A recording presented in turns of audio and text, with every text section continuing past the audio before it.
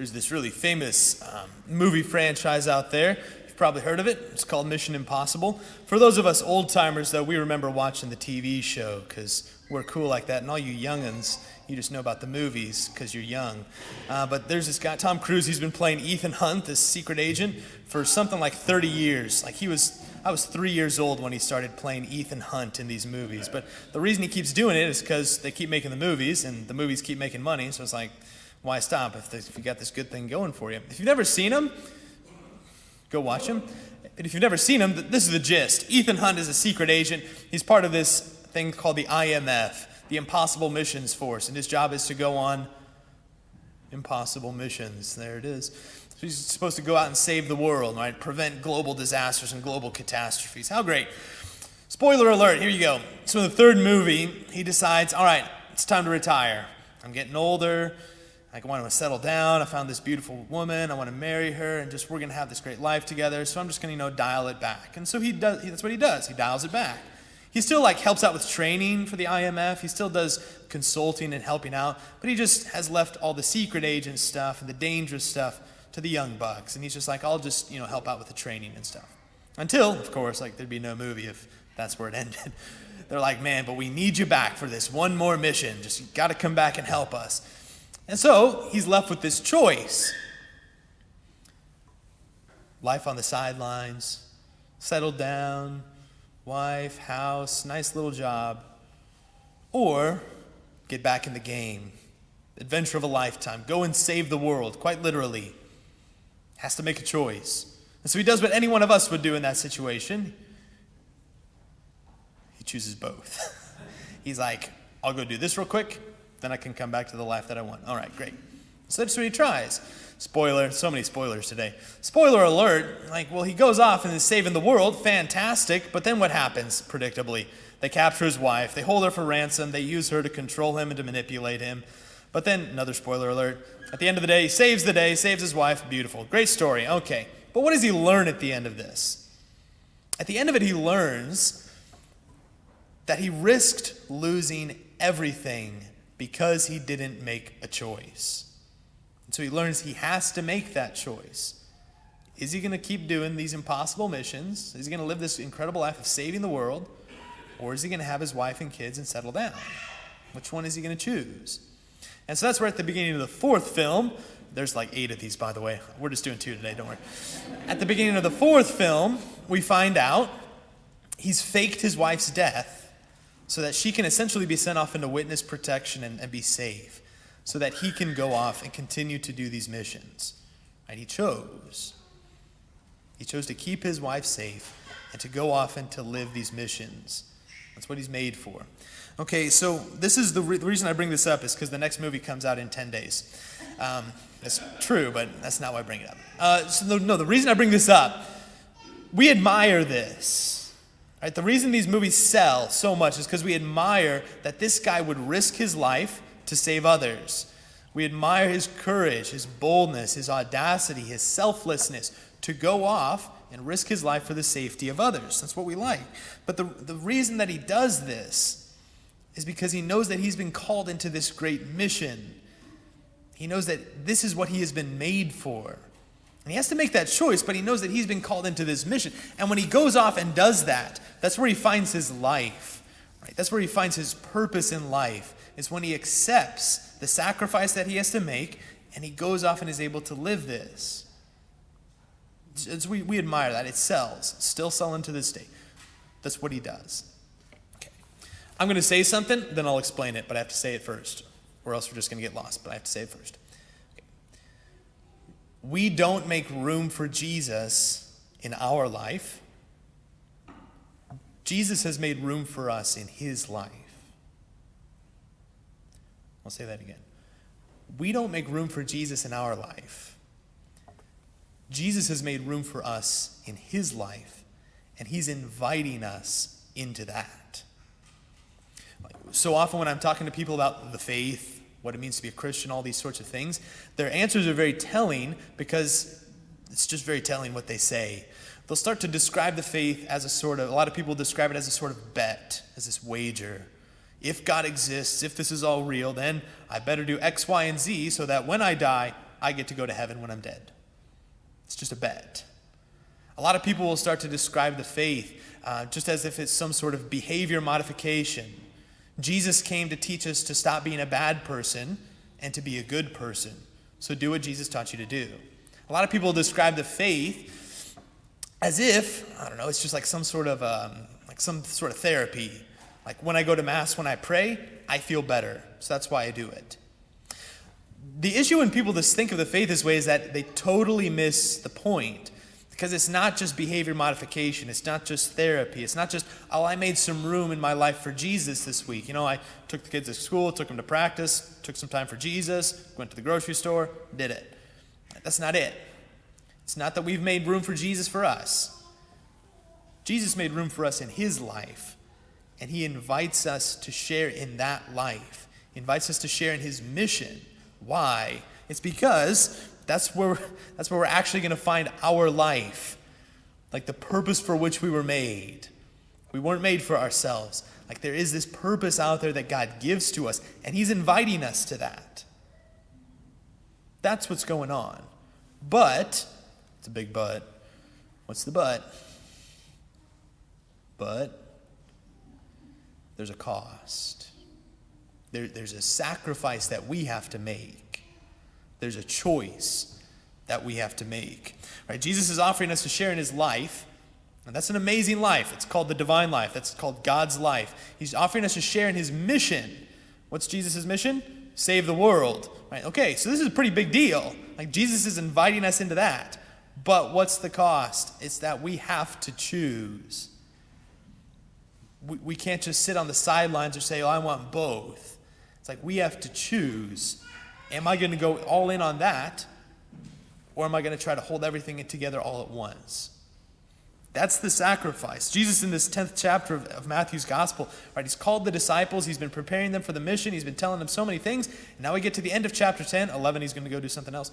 End of chapter 10, though, and we get to the crux of it. Jesus tells them in today's gospel, but you have to choose. Your mom and dad can't be more important than me. Your children, they can't be more important than me. Your plans for your life, as beautiful as they may be, they can't be more important than me and to what I'm calling you to. And so he tells them, you have to be willing to take up your cross and follow after me. It's this great choice that we have to make. And it doesn't mean that, you have to ditch your wife like Tom Cruise or something. Like, that's not what I'm saying, sorry. No, it's not that you ditch your wife, ditch your kids, go do your own new thing. No, your wife and family and everything is very much bound up in this, sorry. But no, we have to make a choice of, are we going to sacrifice those other things that we try to hold on to at the same time? St. Paul, like this was 2,000 years ago. St. Paul, do you know what example he used? A lot of them, good. He used the example of sports. Pretty funny. St. Paul says in his first letter to the Corinthians, athletes deny themselves all sorts of things in order to go after this prize which perishes, this crown which is going to fade away. They do all these sacrifices so that they can win a medal. Again, think back to your own childhood, how much time you spent playing sports. Think now how much time you take taking your kids to sports, how much time people spend taking their kids to sports. Why? Because that's the sacrifice you have to make if you want your kids to play sports. And not that, we have to make time for sports in our life. No, if you want to participate in this life that is called sports, if you want to participate in that event, you have to make sacrifices for that. Sacrifices of time with your family, time you could spend doing other things, money, energy, list goes on and on and on. So we know that. So we shouldn't get upset when Jesus asks us to make a sacrifice if we want to live the life that he's offering us, because we do that for everything else in our life. That's what St. Paul's getting at. We make sacrifices all the time and we don't bat an eye. Why? Because we see a life that we want. So we make the sacrifices necessary to go after that. Great, so that's what Paul says. Athletes do this all the time, but they do it for a crown that perishes. They do it for something that's going to fade away. Then Paul goes on to say, we make sacrifices too, but we make these sacrifices for something that's eternal, that never fades away. We make these sacrifices because there's a mission that's more important than any other mission in the world. That's what Paul's getting at. That's what Jesus is getting at in the gospel today. That's what Paul's getting at in Romans in our second reading too. Right? There's this choice that we have to make. And yeah, it involves a sacrifice. No one's pretending it doesn't. But we have to be the ones to say which sacrifice is worth it. So I got back just like last weekend. I was at the Steubenville Youth Conference with a bunch of our high schoolers. And there's like something like 4,000 high schoolers there. So it was very good for them to see that they're not the only 18 Catholics in the world. There's at least 4,000 of them that are their age. But no, when we got back, like it was great to hear how they described it. A lot of them described it like it's just an incredible experience. Some people said it was the best weekend of their life. So it's just a very powerful experience of following Christ. Like we forced them to follow Jesus really hard for one whole weekend. It was great for them.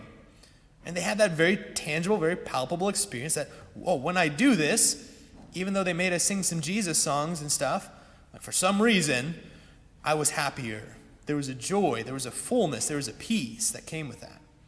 So, but as the priest, all the high schoolers get to have fun all weekend. As the priest, they're like, hey, Father, we need you to hear confessions. So as the priest, you just sit in the confessional for 10 hours all weekend. It was great. I don't know if you knew this. High schoolers commit a lot of sins. There's a lot of work that needs to be done. So I'm in the confessional for 10 hours. It was beautiful. Like something like 2,500 kids went to confession that weekend. So it's great. I think I heard 2,400 of them. There was a lot. But no, as the kids come through, like for very predictably, like some of them confess some very normal things that high schoolers confess. But I had this little spiel that I would give to a lot of them, and I would say, all right, look, you just confessed all these sins. Great, good job. And you just confessed how that made you feel. Sad, empty, alone, isolated, not happy. You went after all these things that people promised you would make you feel better, that they promised you were so much fun and the bestest thing in the world and that would leave you happy and fulfilled, and you found out that was a lie. And you ended up sad and alone and isolated and for all these things. Okay, great. Here you come to Jesus weekend, and for some reason, you're happy, you're fulfilled, you're at peace, you feel joy, on and on and on. Great. This is the time where you have to make the judgment, I would tell them. Are you going to continue down this path that you know where it leads? And it's attractive, it's fun. Everyone else tells you to run down it, but you know it leaves you feeling isolated, alone, sad. Okay. Or are you going to follow this other path that even though it's strange at times, even though it involves a sacrifice, you know where it leads and you know the joy that you've experienced from that. And this is my favorite part. I'd be like, because I get to call him an idiot. You'd have to be an idiot to keep running down this other path. It's the same judgment, it's the same choice that each and every one of us have to make as well. We know that this life Jesus is offering us, that he wants us to participate in, we know that it involves a sacrifice. No one's ever said it doesn't. And yet we have to be the ones to make the judgment. Do I want that? Or do I want this other life that I know isn't working? Do I want this other life where I try to gain the whole world, but it just doesn't work? Okay, our temptation is going to be to either run down the path that doesn't work or to try to hold on to both. But what we learned and what we know is, no, we just have to cling to one of them. We have to go after the one that we know will work. So I think one of the important things for us to do, especially today during this Mass, is simply to ask God to reveal to us and to help us to see, right, what is that sacrifice that I need to make? What's that one thing, the two things, that handful of things that I keep trying to hold on to, but I know I need to let them go? It's not your wife. Right? What is that something that I have to let go of in order to follow after Christ wholeheartedly? What is it? Because Christ's inviting me into his life. He's inviting me into his mission to save the world. But I have to be the one to make that choice. This is the part of the homily where I was going to finish it, like really cheesy like. It'd be like, your mission, should you choose to accept it. But then I was like, that's too cheesy. We're not doing that. But that is true. It's like, this is what Jesus is offering us, but we have to accept that. We have to make the choice to accept that. And so perhaps as we come forward this morning to receive communion, as Jesus' sacrifice is literally present before us, as we participate, and he offers us a participation in his sacrifice through the Eucharist, perhaps this morning as we come forward, we can use it as our opportunity to once again say, yes, Lord, I choose you. Amen. This is what I choose. I choose to follow after you, to give my life for you, to give my life for this mission, because that's what I've been made for.